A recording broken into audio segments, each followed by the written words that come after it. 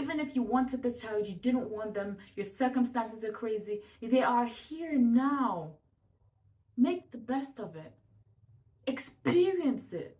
Did you know that the reason that children, toddlers, stay fixated on screens when they're watching something colorful, loud, singing images, they just stay so focused and they don't move, and suddenly they are good children that don't cause you so much trouble, is because the images are moving so freaking fast, their brains do not have time to process it. And while they are watching, trying to process an image, it's switched already. So they're trying to process what they're seeing and they stay stuck there because the brain is in a perpetual mode of trying to process what they're seeing because it's going too fast. What I mean by going too fast is it's going faster than in nature. Like, have you ever watched nature? I know it might sound like a silly question, but we live surrounded by the sky and trees and ants on the ground and so many things. Yet so many people haven't watched nature for a while because we have devices. Nature is super freaking slow. And she's only super freaking slow because we're being groomed to adapt to a speed that we're not what's the word? That we're not made to be experiencing. It's not normal to have images moving so freaking fast.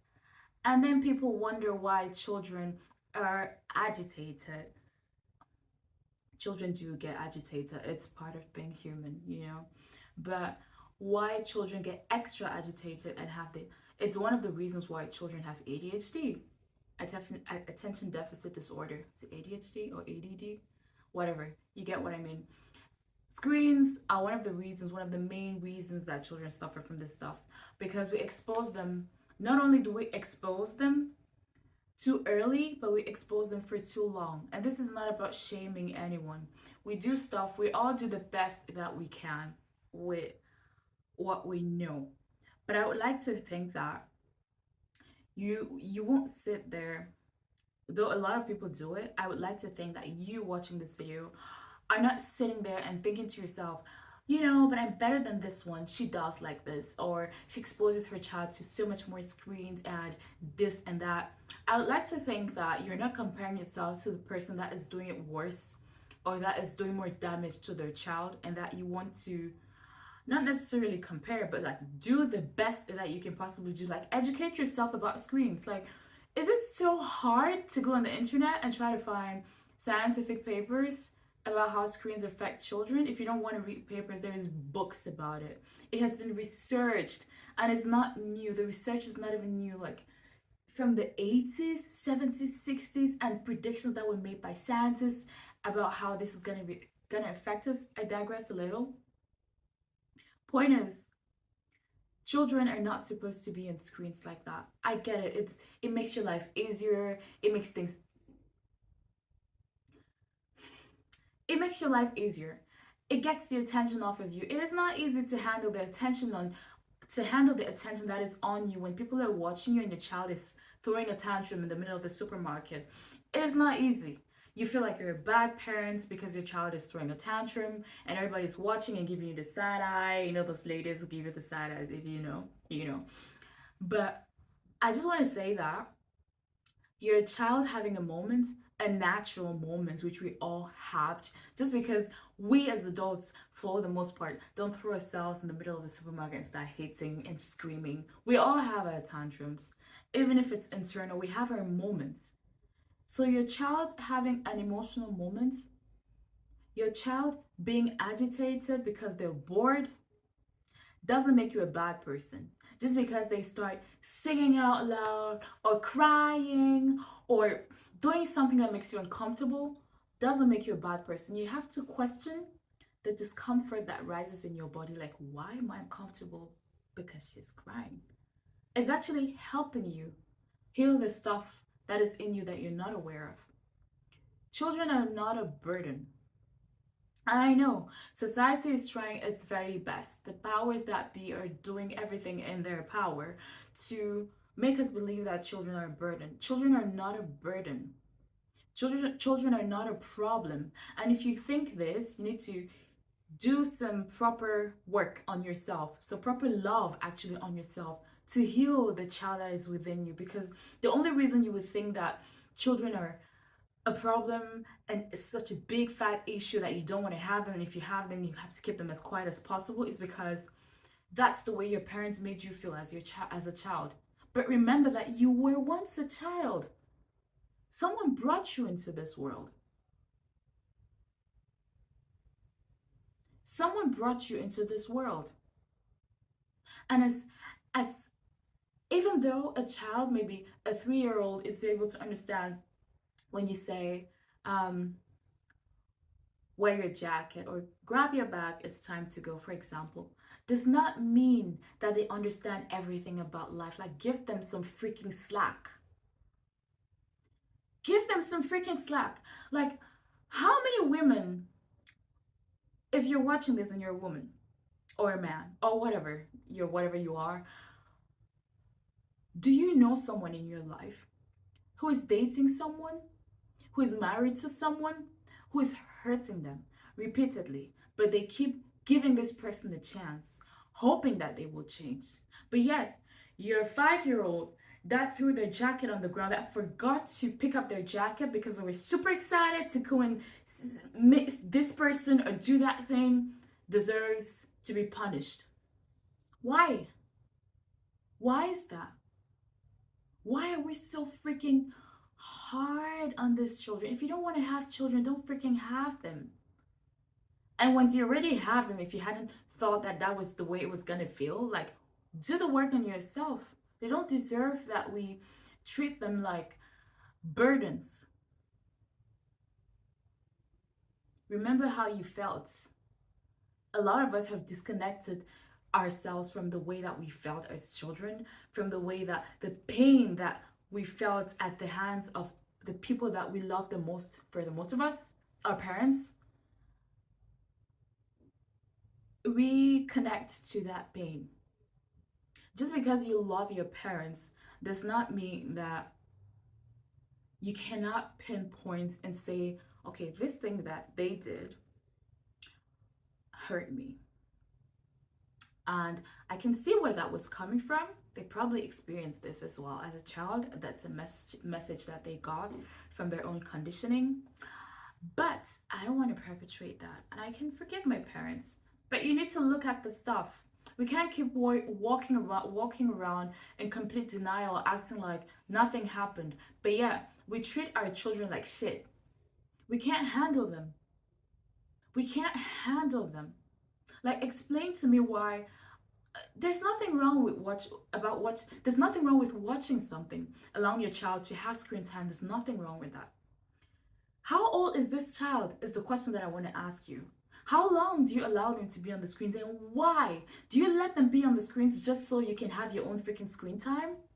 Do you let them be on the screen just so they don't ask you any questions? Just so they don't cry at the supermarket and make you feel ashamed and make you feel like a bad person? If that is the reason why you're letting your children be on screens, it's not the right reason, and you should stop. Well, I don't want to use the word should. I suggest that you stop, because you're damaging your children. You're this time that you're gifting freely, you will never have it again. Your child might feel like a burden right now, but if that child dropped dead right now, God forbid, you would cry, you would go into a depression, you would beg for another second with them. Yet here they are. Here they are right now. What are you doing with them? We want to, when we are dating people or married to people or have friends, we want to spend time with them. We want to have fun, go on play dates. Point is, our children deserve better. And the only reason we're unable to be the people that they deserve us to be, to connect with them in such a way that they can show us the stuff that we really need to look at, is because we are in so much pain. We are in so much freaking pain that it feels better to focus on other things, on outward things, and distract yourselves endlessly and absorb crazy amounts of freaking content just because we don't want to be with ourselves. I remember a time years ago when I was so depressed and just so sad, and I wouldn't want to be with myself. I just wanted to just check out. Like from the moment I woke up, I gave myself maybe an hour and then I checked out to the end of the day. But I was going through some crazy traumatic stuff, and not that that is a reason, a good enough reason to be checking out, but that's the reason why I was checking out. And if you are a checkout kind of person, you might want to question, what are you running away from? What is the thing that is eating you up, that you need to be on your screen all day long? Anyways, I wanted to say that um, I used to have, whew, I used to watch some people online. I want to call names. I had a number of people that I loved to watch that had children that I thought were great parents. And the do you know what was the similarity between all these people? They were super present. They had no screens. Even if we could argue that okay, this was just a moment that they were filming, but that filmed moment was what I was experiencing and what I was like admiring. The patience that they had, the fun that they were having with their children, like the genuine connection, the time to just be with their children. And there I was, my child was with me. It cost me freaking nothing to just say, okay, I'm just gonna go outside to sit in a garden. I'm just gonna grab some colors and color. I'm just gonna paint with her. I'm just gonna look at her in her eyes, just put some music on and just dance with her. I'm just gonna sing a song and just have fun with her. I'm just gonna go bake some muffins and put her in the kitchen with me, and we're just gonna mix flour and have fun. And no matter how the muffins come out, we're gonna have fun. All these things that these people were doing were not things that were not accessible to me.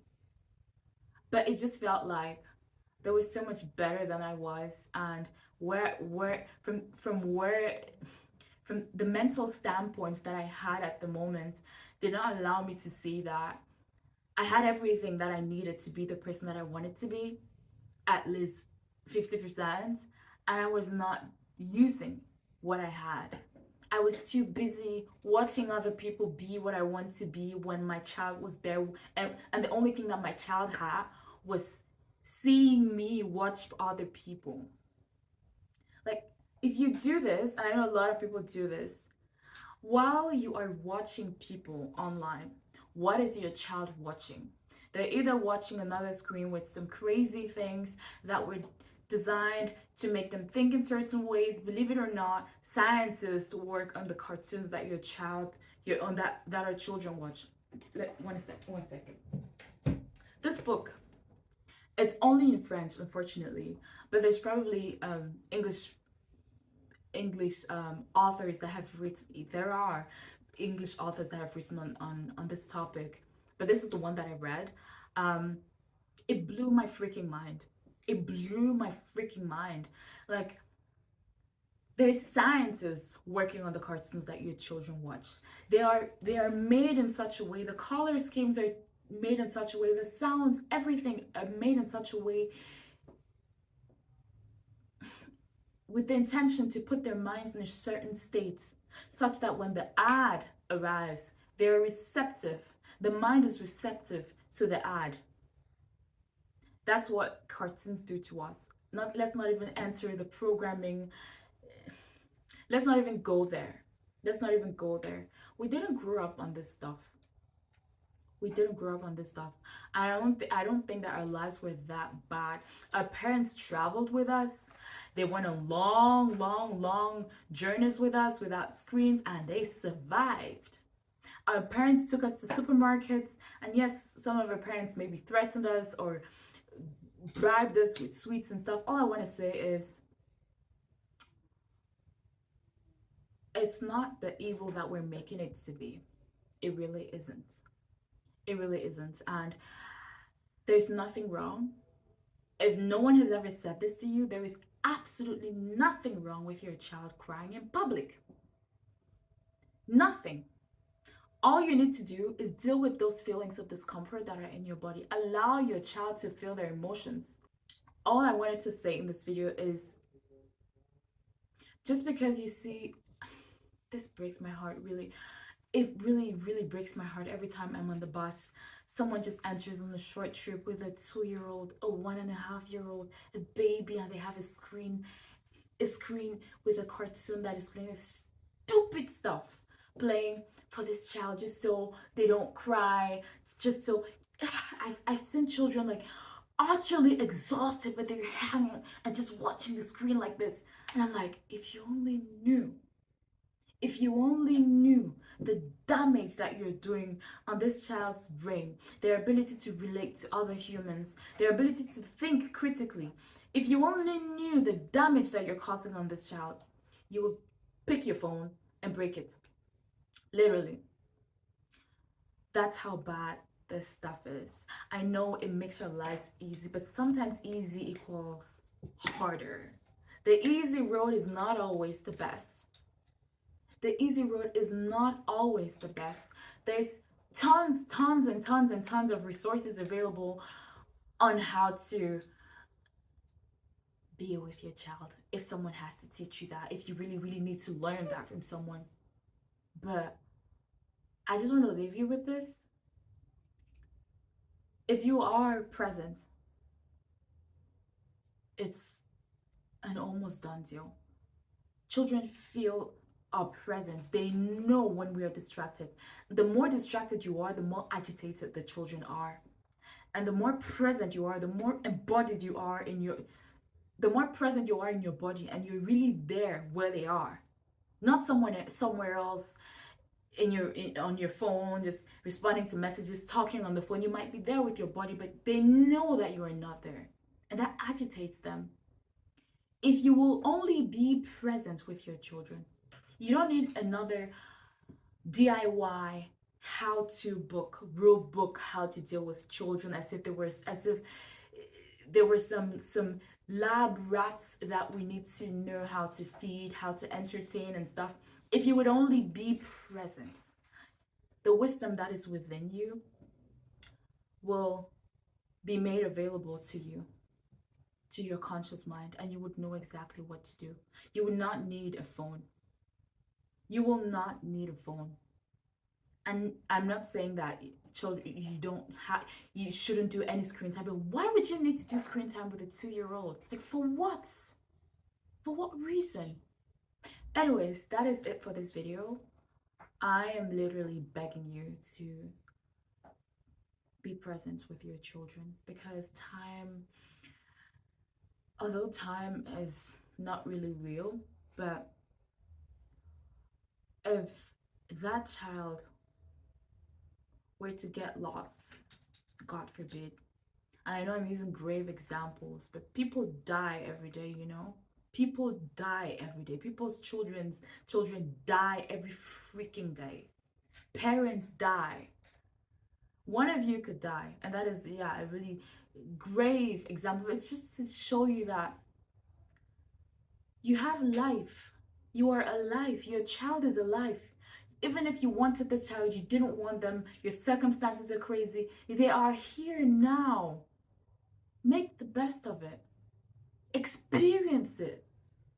It will show you and grow you and bring so much love and amazing energy into your life. You have no freaking idea if you will only open yourself up to it. Yeah, that is all I will leave you with today, and I can't wait to see you in the next video. Thank you for watching. Bye.